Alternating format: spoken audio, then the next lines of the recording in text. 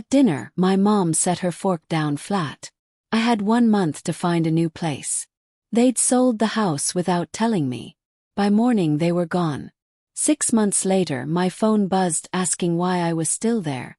She had no idea who actually owned that house. The clink of silverware was the loudest sound in the room. The roast sat untouched in the center of the table, steam curling upward like it was trying to escape before the rest of us did. I remember thinking the air felt heavier than usual, thick with something unsaid. My sisters were whispering and smirking, trading looks that didn't include me. Dad stared at his plate like it held answers he wasn't allowed to read. And Mom, she was calm. Too calm. She set her fork down flat. Not gently. Not angrily. Precisely. "We sold the house," she said, her voice clipped, efficient like she was reading a grocery list. "You'll need to find somewhere else to live.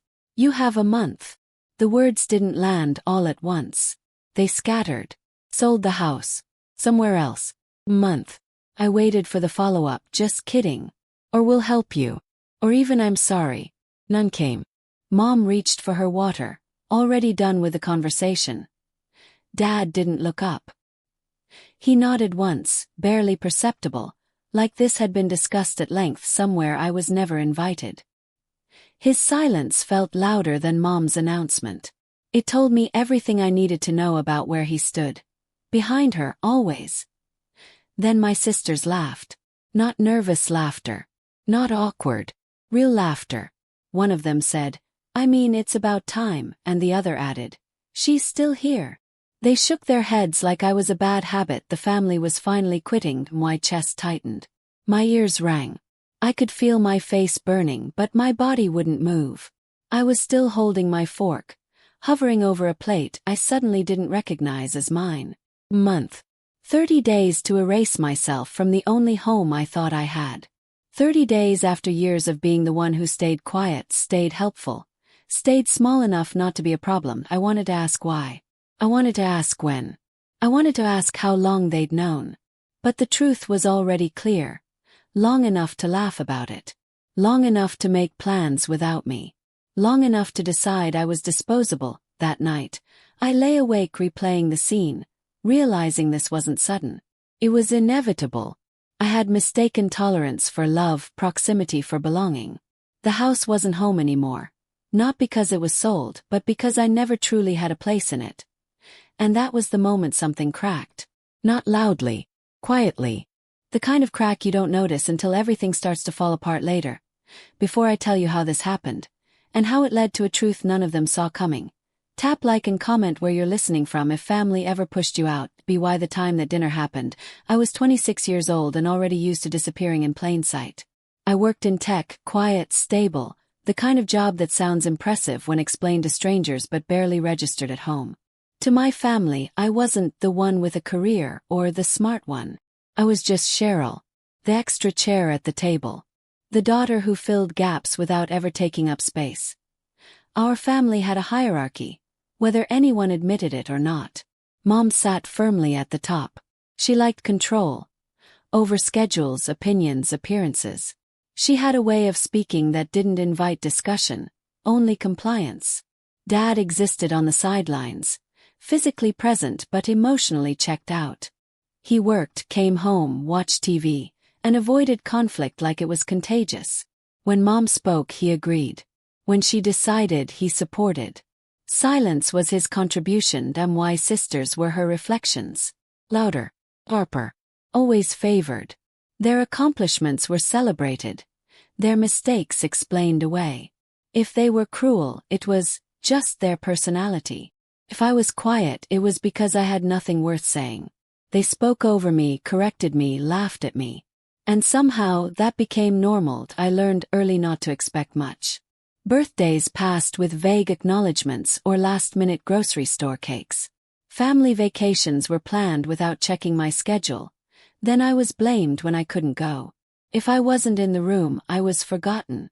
If I was in the room, I was invisible, so I made myself useful instead. At 16, I got an after-school job. Not because I wanted spending money, but because independence felt safer than asking. With my first few paychecks, I bought a second-hand laptop. It was slow, scratched, and perfect. Late at night, after everyone else went to bed, I taught myself to code. No one encouraged me. No one noticed. But no one could take it away either. That became my pattern. I didn't demand attention. I earned my way out of needing it. Fixed things. I helped with bills when I could. I stayed out of the way. Useful but not noticed. Present but never prioritized. Looking back, I see how carefully I shrank myself to fit into their lives. I learned that being low maintenance kept the peace. That asking for more meant being labeled difficult.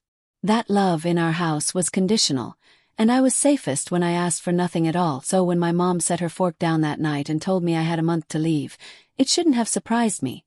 But it still did. The conversation at the table kept going after the announcement, like nothing significant had happened. My mom asked my sister about work. Dad commented on the weather. Plates were passed. Glasses refilled. I sat there, nodding automatically, my body present while my mind drifted somewhere far above the room, watching the scene like it belonged to another family. No one looked at me again. When dinner finally ended, I carried my plate to the sink out of habit. My hands moved on their own. Upstairs, I closed my bedroom door softly, the way I always did, as if taking up too much sound might get me in trouble. Through the thin walls, I heard laughter. Real laughter. The kind that loosens your chest. My sisters joked. My mom laughed loudest. Dad's chuckle followed, delayed but compliant. I sat on the edge of my bed and stared at the floor, waiting for the familiar wave to hit. The shame, the tears, the quiet spiral of wondering what I'd done wrong. This was usually the point where I'd cry and blame myself. But instead, something colder settled in. Because I'd seen this coming 2 months ago. That realization surprised me more than the announcement itself. I'd noticed the hushed phone calls. The paperwork shuffled away when I entered the room. The sudden urgency about adult independence. Somewhere deep down I'd known. And knowing meant this wasn't an accident. It was a plan that I didn't sleep much. At dawn, the sound of a car door jolted me awake. Then another. Then silence. I went to the window and watched their cars pull away. No goodbyes, no second thoughts. Just gone. When I walked downstairs, the house felt wrong. Echoing. Hollow. The couch was missing. The family photos were gone from the walls, leaving pale rectangles where frames used to hang. Drawers were empty. TV stand bare. It looked like a stage set after a play had ended. Stripped of anything that suggested people had ever lived there, I walked from room to room slowly. The kitchen where I'd learned to cook alone.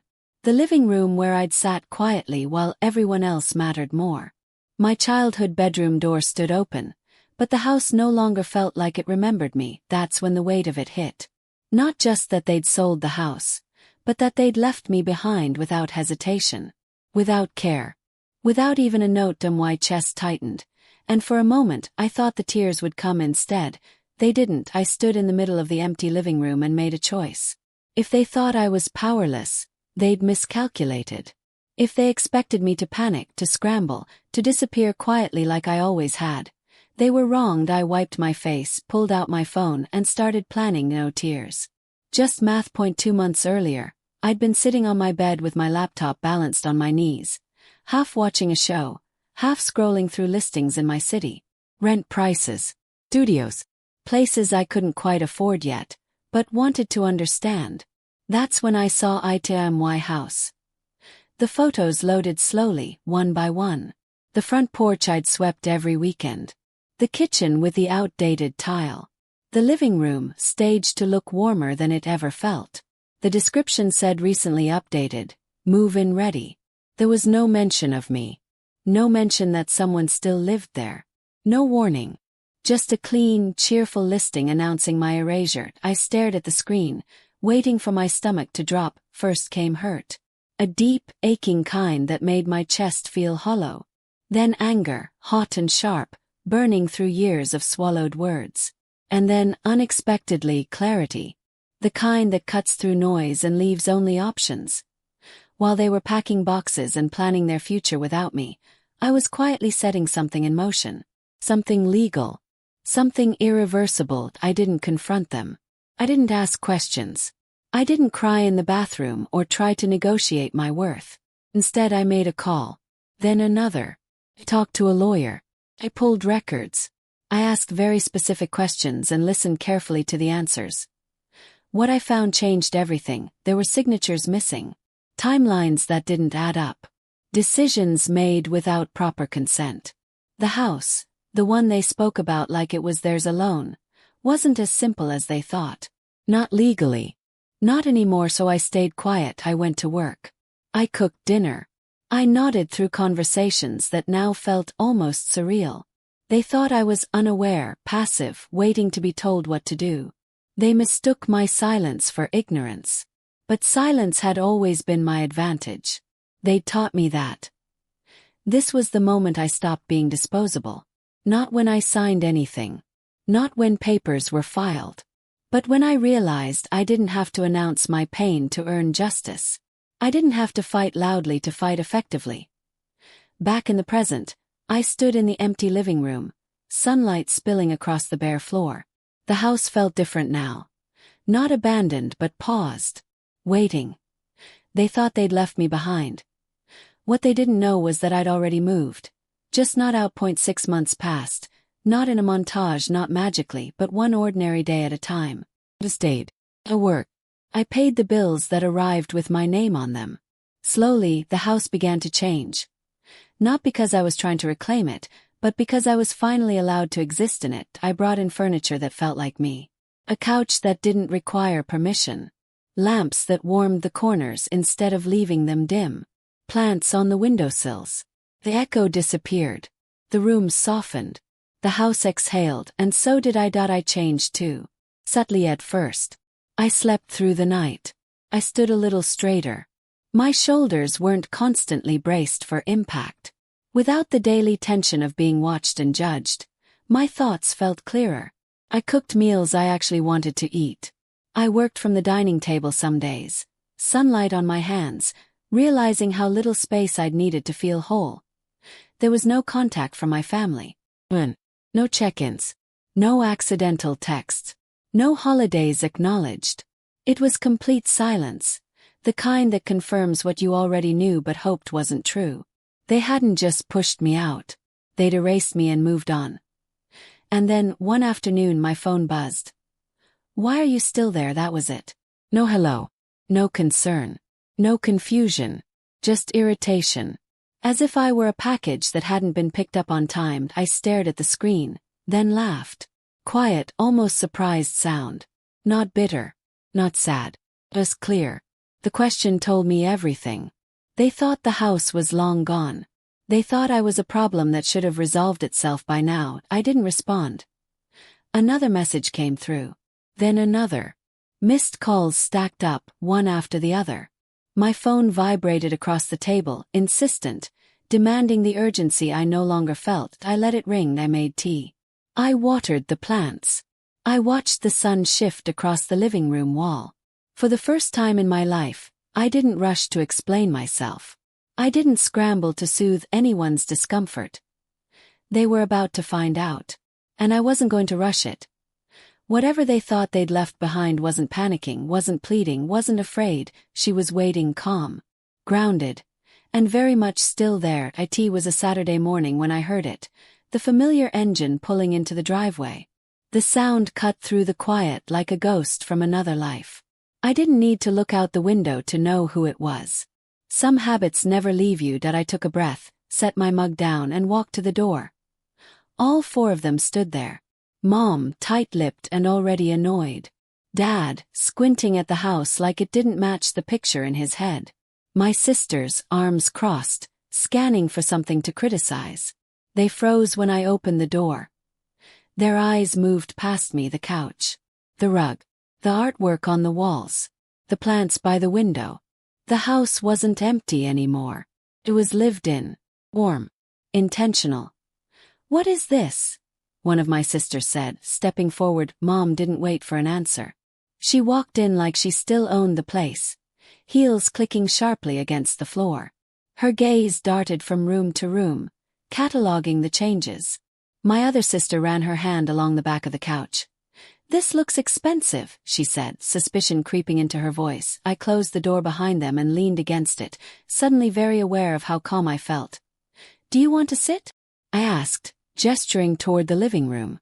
You look like you're going to need it. They hesitated, then sat, stiff, confused, uneasy. I remained standing. Mom turned to me, impatience flaring. Why are you still living here? She demanded.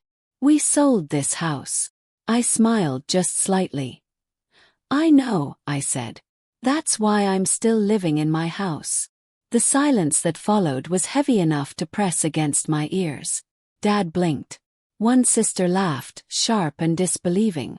The other shook her head. That's not funny, she said. I'm not joking. Dad finally spoke. What do you mean, yours? I crossed my arms, mirroring them without realizing it. I mean that when I saw the listing 2 months before you told me, I made a call. Then a few more. I learned a lot. Mom's face tightened. You had no right. I had every right, I interrupted, my voice steady. I work in tech. I build things quietly. Save. I invest. And when I realized you were selling a house you didn't fully have the authority to sell the way you did, I made a legal offer. My sisters jumped in at once. You went behind our backs. You manipulated this.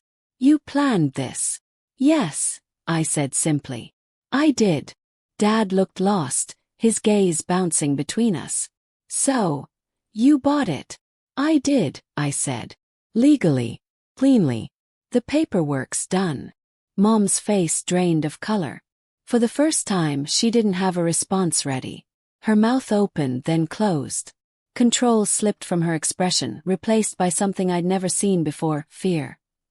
You can't do this, she said finally, quieter now. I met her eyes. You'd be surprised what happens when no one's watching you. No one argued after that. There was nothing left to say. They came to reclaim something they thought they still owned. Instead, they found out who I'd become. The silence didn't last long. It never does when people feel power slipping away. Mom was the first to recover. Her shoulders softened. Her voice shifted into something almost gentle. This doesn't have to be a problem, she said. We can talk about arrangements. I waited. She glanced at Dad, then back at me. The new place is expensive. And your sister's tuition. Well, things are tight right now. We assumed, since you're doing well. There it was. I felt a strange calm settle over me.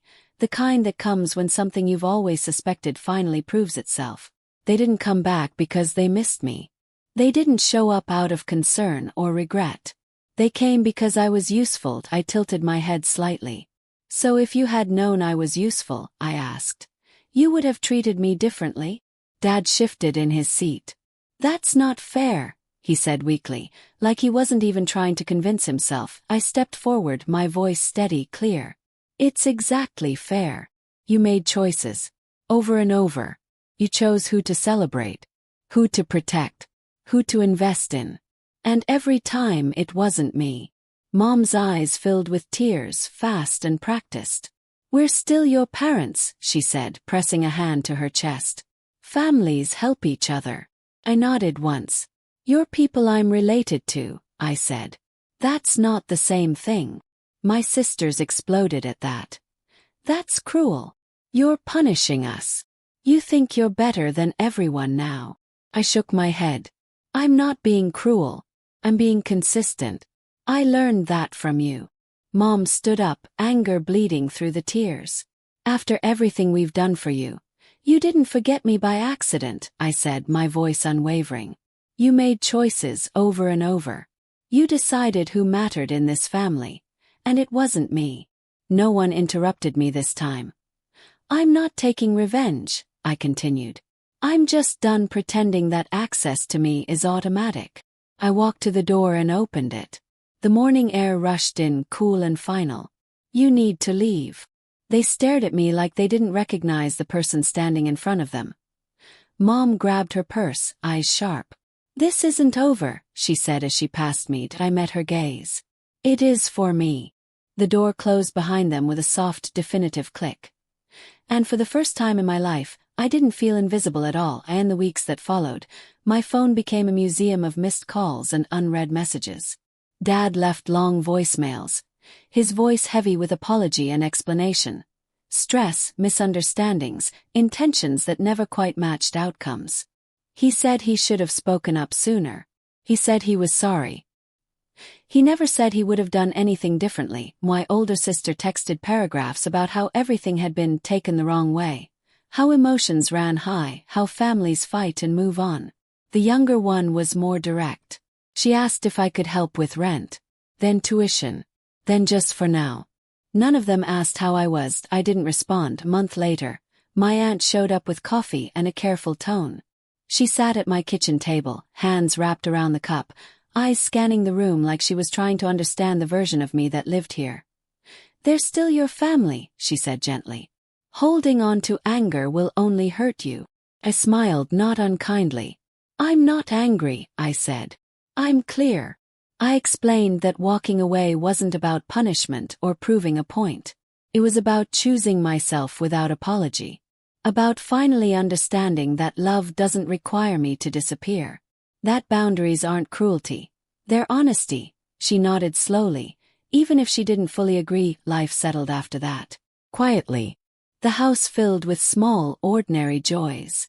Friends came over for dinner. Laughter echoed in rooms that once felt tense. For the first time, I celebrated my birthday in my own space. Candles, music, people who showed up because they wanted to. I caught myself smiling more. Breathing easier.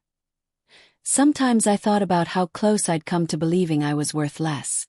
How easily I'd accepted being overlooked because it was familiar. And how dangerous that almost was. Walking away wasn't revenge. It was self-respect. The house finally felt like home, not because I owned it, but because I owned myself. And that was something no one could ever take from me again. Walking away taught me something no one in my family ever did. That love isn't something you earn by shrinking yourself. It isn't a reward for being quiet, useful, or convenient. Real love doesn't ask you to beg for a seat at the table. It pulls out a chair and makes room. For a long time, I thought family was about last names and shared history. About obligation. About enduring things because you're supposed to. But I learned the hard way that family is really about who stands beside you when it costs them nothing, and who still shows up when it does. The moment I stopped begging to belong, my life changed. Not overnight, not magically, but deeply. Decisions became mine. Peace replaced anxiety. I stopped explaining myself to people who had already decided not to understand me. And in that space, something powerful grew. Self-worth that didn't depend on anyone else's approval. If you're listening to this and it feels familiar, if you've been the invisible one, the overlooked one, the low-maintenance one, hear this clearly. There is nothing wrong with you. You didn't imagine the neglect. You didn't ask for too much.